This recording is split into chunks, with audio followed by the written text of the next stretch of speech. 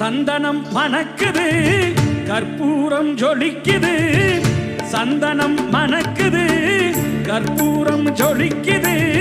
கந்தகிரி கோயில் வந்தால் நன்மையெல்லாம் நடக்குது கந்தகிரி கோயில் வந்தால் நன்மையெல்லாம் நடக்குது சந்தனம் மணக்குது கற்பூரம் ஜொலிக்குது